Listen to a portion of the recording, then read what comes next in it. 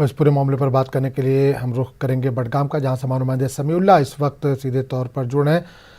समीउल्लाह, आपसे जानना चाहेंगे कि 11 महीने के बाद ट्रेन सर्विस बहाल हुई है, किस तरह का रद्द-ए-अमल लोगों को देखने मिल रहा है?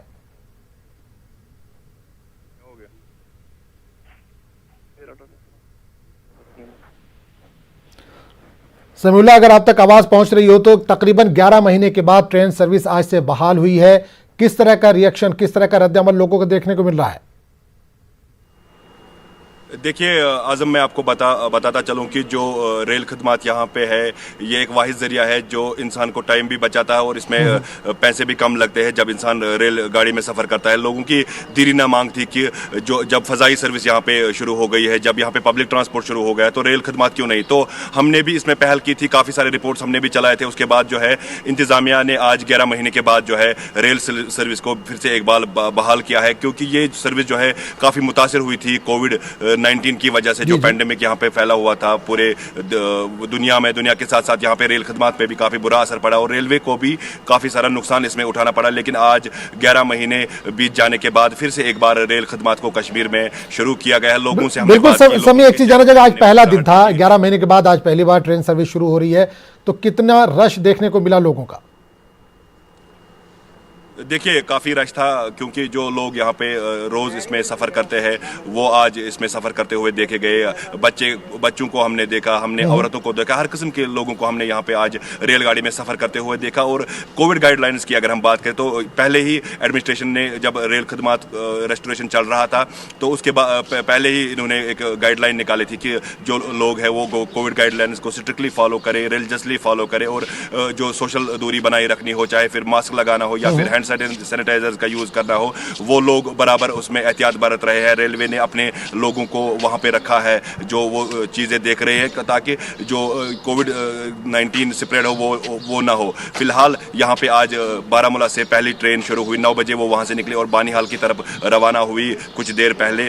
तो लोगों के चेहरों पे हमने खासी खुशी देखी आज, क्योंकि आज 11 महीने के बाद फिर से एक बार वादी में ये सर्विस शुरू हुई है। तो कहीं ना लोगों ने इसे खुशाइन कदम करार दिया है। और फिलहाल मैं आपको बताता चलूं कि 2 ट्रेनें खाली चलेगी, एक बारामूला से लेकर बानीहाल से और बानीहाल से लेकर बारामूला तक वापस। जो आज फिलहाल जुज़वी तौर पर 2 ट्रेनें चलेगी, जो फिर आहिस्ता आहिस्ता वो ट्रेन शेड्यूल भी सामने आ जाएगा। और फिलहाल हमने देखा कि रेलवे इंतजामिया से भी हमने बात की तो उनका यही कहना है कि फिलहाल 2 ट्रेनें हमने छोड़ी है, जो बारामूला से बानीहाल और बानीहाल से बारामूला वापस चलेगी। फिलहाल लोगों ने इसे एक खुशाइन कदम करार दिया है और फिलहाल यहाँ पे लोग बड़े खुश नजर आ रहे हैं। जी आजम, बिल्कुल सिमिलर चीज और देखना चाहेंगे, आपने कहा कि कोविड को लेकर कई गाइडलाइन जो है वो तैयार की गई हैं, उसको फॉलो करने के लिए कहा जा रहा है, लेकिन तस्वीरों में हम देख पा रहे हैं जो टिकट काउंटर है खासकर, या ट्रेन के अंदर भी काफी भीड़ जमा है और कई लोग ऐसे जो मास्क लगाए हुए नहीं है, तो क्या उनके ऊपर कोई कार्रवाई भी की जा सकती है या की जा रही है? बिल्कुल, जिस तरीके से गाइडलाइन जारी की है रेलवे इंतजामिया ने, सोशल दूरी बनानी हो या मास्क लगाना हो या फिर हैंड सैनिटाइजर का इस्तेमाल करना हो, अब लोगों पे भी एक बहुत बड़ी जिम्मेवारी आयद होती है कि लोग भी इस चीज़ को समझे, क्योंकि ये हमारे सेहत के लिए है। हमें कोऑपरेट करना पड़ेगा, क्योंकि अगर हम भीड़ भाड़ यहाँ पे जमा करते हैं तो फिर से एक बार ट्रेन सर्विस को बंद किया जा सकता है। क्योंकि यहाँ पे अब देखना यही होगा कि लोगों पे एक बहुत बड़ी जिम्मेवारी आयद है कि वो इस चीज़ को रिलीजियसली फॉलो करे, सोशल दूरी बनाए रखे हैं, मास्क लगाए, हैंड सैनिटाइजर्स का इस्तेमाल करें, ताकि रेल खदमात जो है वो आराम से यहाँ पे शुरू हो सके। बिल्कुल, सेहती शोबे को इससे कितना फायदा होगा? देखिए बिल्कुल, ये जिस तरीके से रेल में लोग सफर करते हैं, काफी सारे टूरिस्ट्स भी आते हैं। रेल